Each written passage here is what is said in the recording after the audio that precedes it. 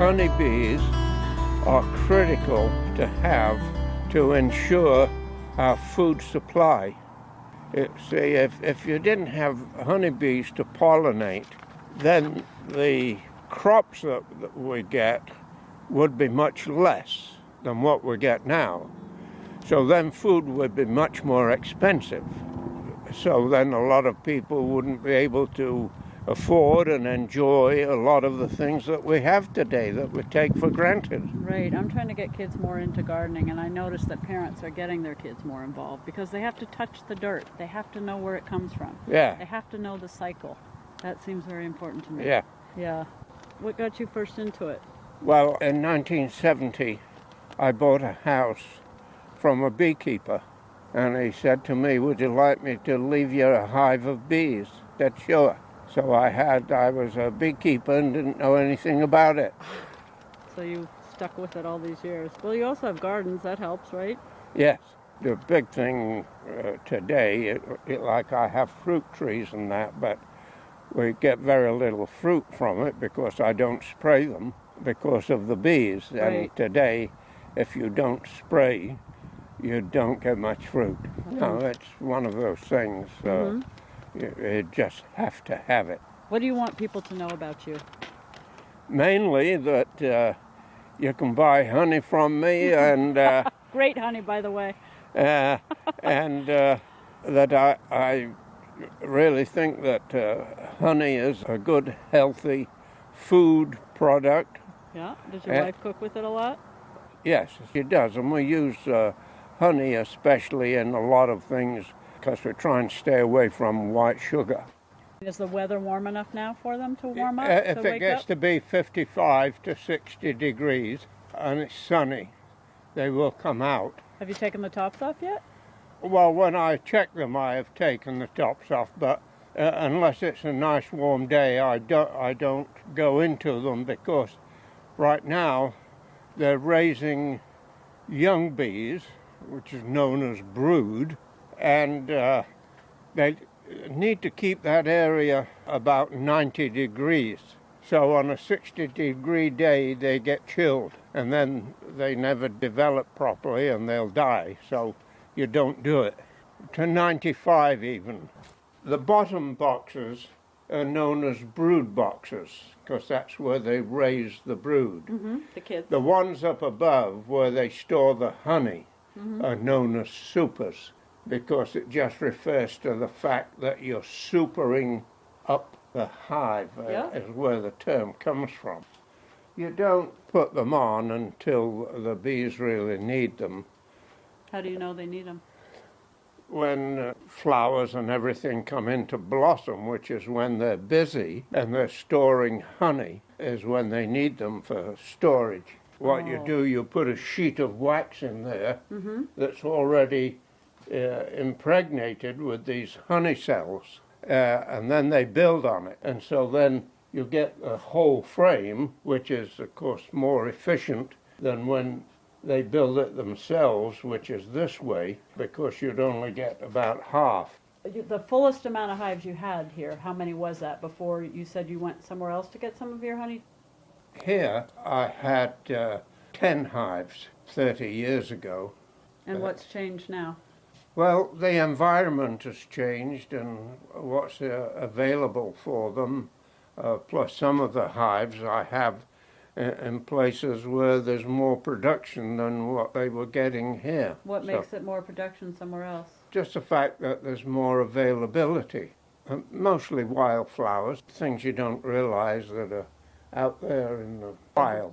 So now how many do you manage at home? Just Normally the two? I keep 3. And that's probably a nice amount at this point? Yeah, for this area.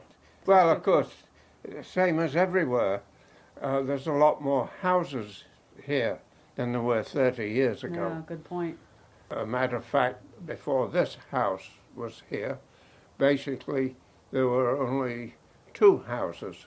Next door is the old farmhouse, and there was another house at the very top of the hill. And that was it? That was it. And then that road that you take out to the main road, that was all developed after there was a forest fire one time. You know, that was all forest. How did you come to work at Benson's? How did that all start? Well, the Merrimack Beekeepers Association was headquartered in Hudson, and of course Benson's Animal Farm was in Hudson, so it was a kind of a natural get-together, you know. How many years did you work at Benson's? It was about a 10-year spell. The main thing is it was mostly a weekend thing. That's when they were busy, and that's when the most people were there, and so of course that was when it was essential for us to have the exhibit open and active, because from that a lot of people became interested in beekeeping. Do you consider yourself an educator? Yes. It was nice to have the contact with the people and to give them whatever knowledge I have as regard honeybees. Yeah. And, you know, like anything, the better any of us are educated about it and understand it, the better that we can kind of live by it and know what's good for us, you know. Yeah, if you think about it, bees really are incredibly important to all of us. Yeah, well, you know, so many people think that honeybees are only to make honey, but the most important thing that they do is to pollinate the flowers that then makes that produce a fruit or a vegetable, whatever it is. And with that pollination, maybe 70% of our food supply would no longer be available. That's a big percentage. Yes. Some things are self-pollinating. Like what? Well, for instance, tomatoes, they're self-pollinating. Grapes are self-pollinating. There's some other things that are self-pollinating. Are you saying they don't need the bees? Yeah, right. The big thing is, when they have bees, even things that are self-pollinating, the quality of whatever it is will be greatly improved, and they will produce more, because when they're self-pollinating, they might only partially pollinate. I didn't realize that. And so a very good example would be if you look at paintings that some of the old painting masters did of a bowl of fruit. Very little of that fruit is perfect, but you go into a supermarket today and everything you look at is absolutely perfect. I say apples look like they were made in a machine shop. I mean, it's an improvement. Yep. But sometimes it's overdone, because today there's many of the apples that they super pollinate. The apples are so big that a lot of people can't eat a whole apple. So they're forcing the pollination is what you're saying. Yeah. Anything you want to tell the kids? Well, it's just the fact that if they realize how essential the bees are to their food supply, that would be very important to them. Right. What about a kindergartner? In kid speak, how would you put it? Well, I would basically say to them, be like apples or oranges. And if they said yes, I'd say, well, without bees you might not be able to have one.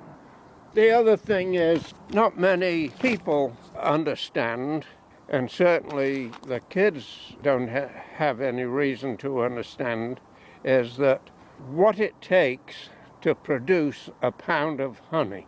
Well, it takes about 50,000 bees to fly approximately 50,000 miles and visit up to about 2 million flowers to get enough nectar to make 1 pound of honey. Dear Mr. Henshaw, thank you so much for coming in to share your love for honeybees with us. You have a nice way of talking to children of this age, and we all appreciate your ability. The children were thrilled with your visit. We were able to see a Reading Rainbow PBS show on honeybees, and it was great. Your time and knowledge was very much appreciated by all. Sincerely, Meg Morantz, Mrs. Karen, And the readiness, children. Oh, this is not as long. I like when you what? Like when you stung yourself with a bee. Oh, another one. Yeah. I like when you stung yourself with the bee, Alyssa. So they made a whole book for you. Did it mean a lot to you that they wrote you these notes? Yes, it does. It's really important. Because it shows that, you know, they got something from it and they put a little effort into it. I tell people that if you're the type of person that enjoys learning something new, you need to take up beekeeping because you'll be learning for the rest of your life.